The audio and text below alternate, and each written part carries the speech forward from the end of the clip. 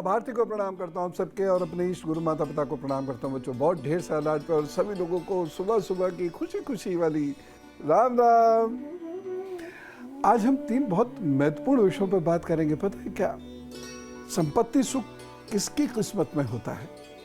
बहुत सारे लोग ऐसे होते हैं जिनके पास संपत्ति होती है दादाजी की, पिताजी की, और उसे गवा बैठते हैं, या मकान होता है लेकिन समय पे काम नहीं आता।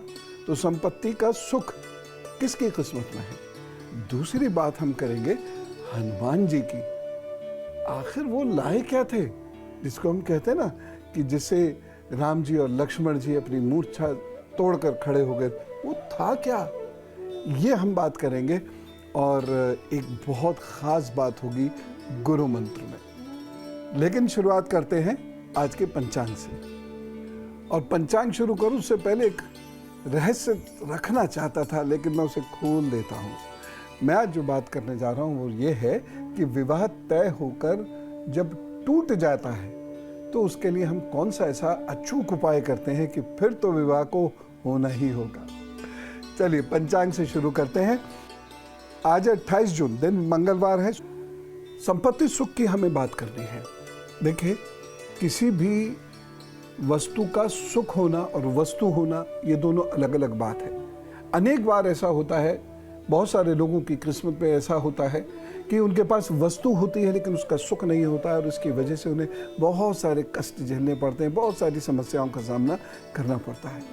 लेकिन अनेक बार ऐसा भी होता है कि उनके पास वस्तु नहीं होती है लेकिन वस्तु का सुख होता है, तो कहीं से भी आकर उनको कुछ ना कुछ सामान मिल जाता है। मैं आपको उदाहरण से समझाता हूं। मान लीजिए किसी का मंगल अच्छा है या किसी का बृहस्पति अच्छा है, और किसी की कुंडली का 4था भाव और 7वां भाव अच्छा है, तो कहीं ना कहीं से उसकी मेहनत के बिना भी उसके पास एक से अधिक घर होगा या रहने का स्थान होगा। यह अद्भुत बात है लेकिन सत्य बात है। और वहीं अगर ये भाव अच्छे नहीं हैं या किसी का मंगल अच्छा नहीं है, तो उसके दादाजी पिताजी की संपत्ति का भी उपभोग वह नहीं कर पाएगा। कई बार ऐसा होता है, हमें बिजनेस करनी होती है और हमारे पास धन नहीं होता है, लोन मिल नहीं रहा है, तो हम सामान्यतः सोचते हैं कि वहाँ की ज़मीन पड़ी हुई है, चलो उसे बेच देते हैं, या वहाँ का मकान कोई बरत तो रहा नहीं है, उसको बेच देते हैं। बिकता ही नहीं है। आसपास की ज़मीनें बिक गई, और वो जो दाम मांग रहे थे उनके दामों के हिसाब से बिक गई। आप उससे कम मांग रहे थे, फिर भी आपकी ज़मीन नहीं बिक रही। तो आपको समय रहते उस संपत्ति का सुख कहाँ मिला?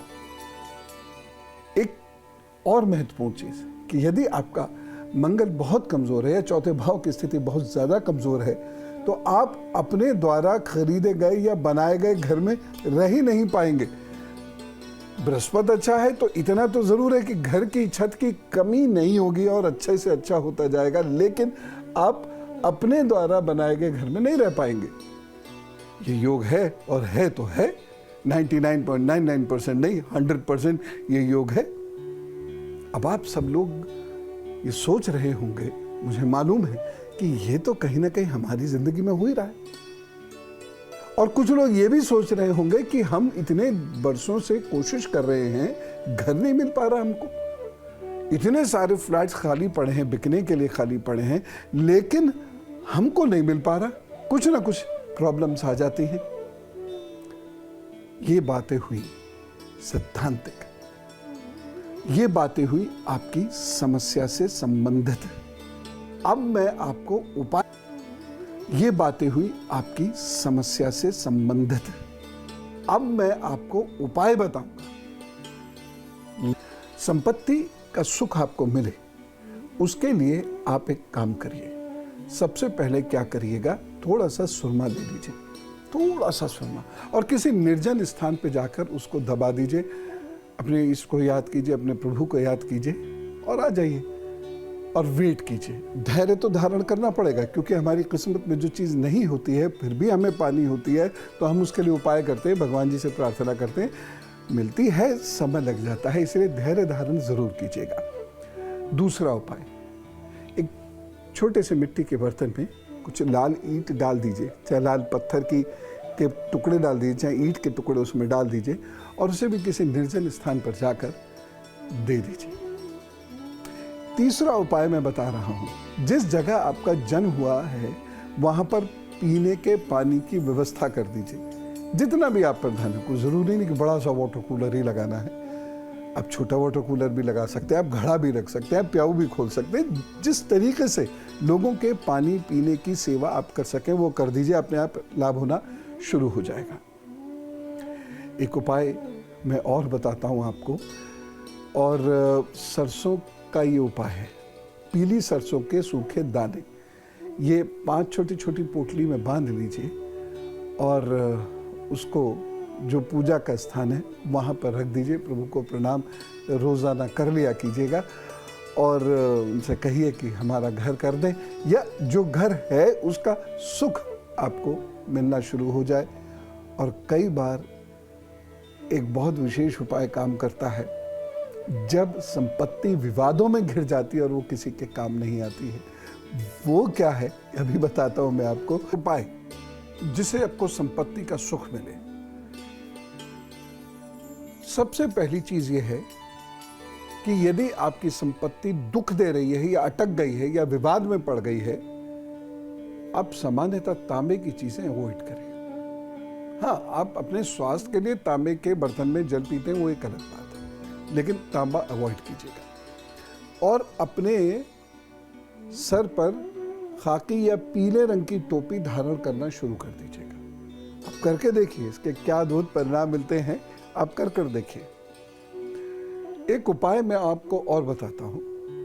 मंगलवार के दिन आप पशुओं को गुड़ या गुड़ से बनी हुई चीजें जरूर खिला दें, चाहे बंदर हो, चाहे गौ माता हो, या कोई अन्य पशु भी है, तो ये आप कार्य जरूर कर दें। और ये तब तक करते रहिएगा जब तक आपको संपत्ति का सुख ना मिल जाए।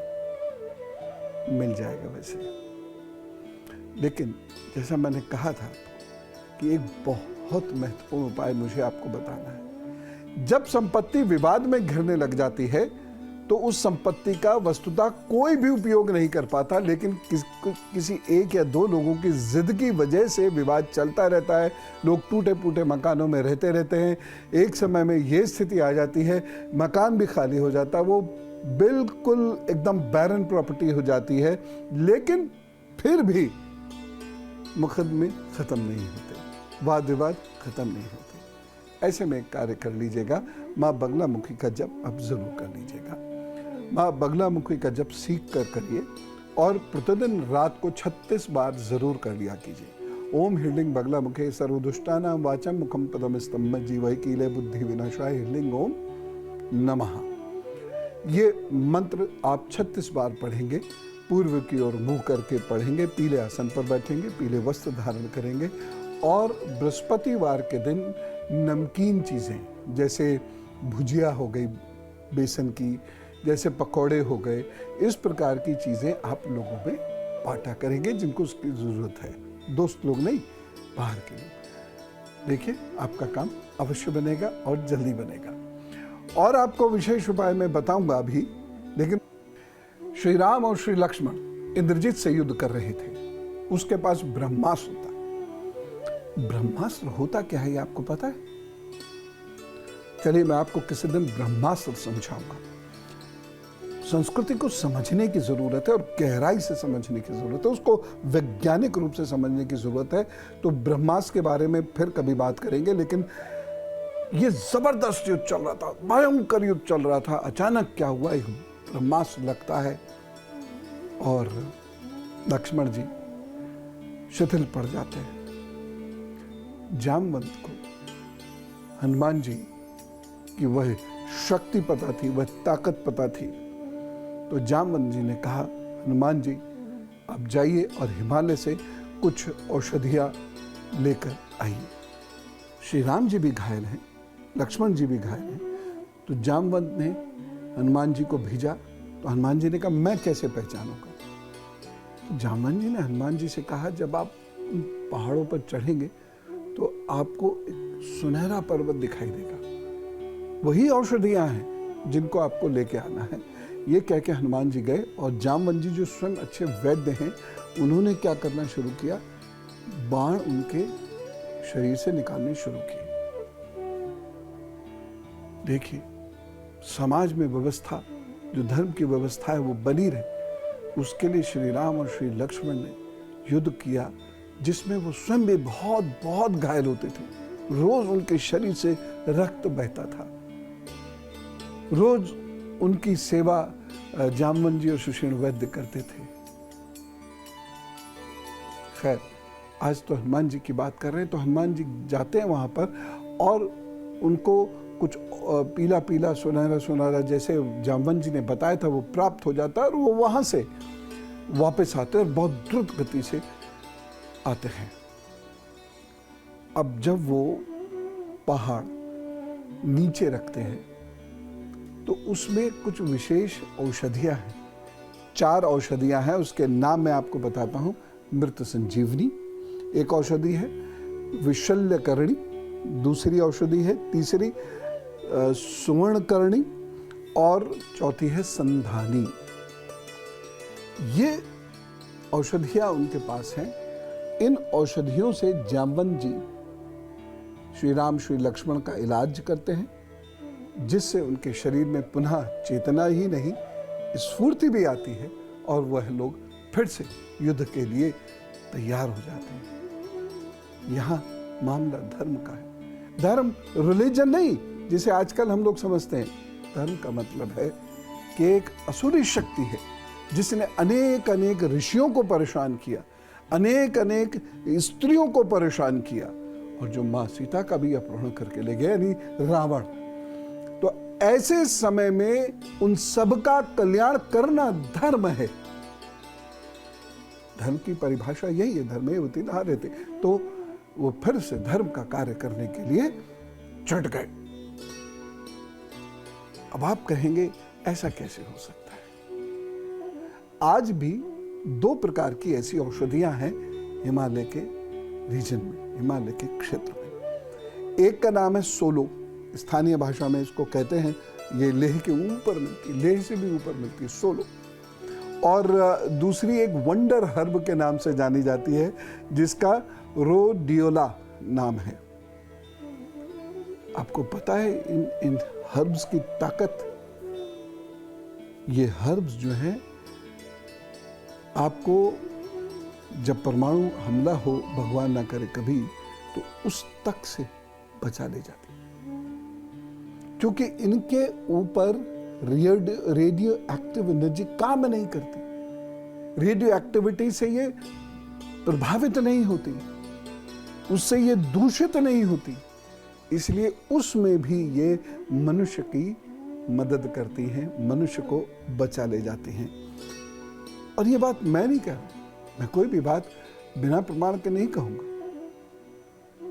लेह में एक इंस्टीट्यूट है, डिफेंस का एक इंस्टीट्यूट है, defence institute of high altitude research. वहां के साइंटिस्ट की ये बात है कि इसमें गामा किरणों के होने से यह किसी भी प्रकार के रेडियो एक्टिव बुरे प्रभावों को रोकने में सक्षम है। इसीलिए शायद इसे ही संजीवनी बूटी कहा गया है। आनंद आया ना ये जानकारी सुन के? बताइएगा, बहुत सारे लोगों को बताया कीजिए। अच्छी बातें, अच्छी अच्छी बातें, ज्ञान ज्ञान की बातें जब आप लोगों को बताएंगे तो समाज में खुशी फैलेगी। तो देवभूमि की एक चमत्कारिक जड़ी बूटी के बाद अब आप सुनिए गुरु मंत्र। बहुत सारे लोगों का विवाह तय होता है, छूट जाता है, तय होता है, छूट जाता है। बहुत सारे लोगों को लोग देखने आते हैं, बात ही नहीं बनती, कोई दिक्कत नहीं है, कोई परेशानी समझ में नहीं आ रही, तन मन धन तीनों की कोई परेशानी नहीं, एजुकेशन की परेशानी नहीं, सामाजिक प्रतिष्ठा की परेशानी नहीं, बस नहीं हो रहा। और उसके लिए आप कर्म भी क्या कर सकते हो? क्या कर्म कर रहे हो? किसी दूसरे घर में जाके थोड़ी घुस जाओगे कि हम तो ब्याह करने आ गए, ये हमारा कर्म है। ऐसे में यज्ञ कर्म करिए, प्रभु से मांगिए कि ये जो व्याधियां हैं समाप्त हो जाए। वो यज्ञ क्या है? मोदक, 108 मोदक बनाइए। ये करना कब है? गणेश चतुर्थी जो हर मंथ आती है उस पर महीने में एक बार ये यज्ञ कर रहा है, समिधा जलाई है पूरी, और उसके बाद मोदक 108 बना के रखिए और ओम गंग गणपताय नमः स्वाहा मोदक डालते चले जाइए। ठीक है, ये आप लगभग 1 वर्ष कर लीजिए। जितने उससे पहले भी अगर मैरिज हो जाए फिर भी आपको पूरे 1 वर्ष इसे करना है। प्रभु जरूर कल्याण करेंगे और आपका विवाह संबंधी रुका हुआ कार्य ईश्वर कृपा से, गणपति कृपा से जरूर पूर्ण होगा। तो आज हमने उपाय जाने, संपत्ति सुख यदि नहीं मिल रहा है तो कैसे मिलेगा।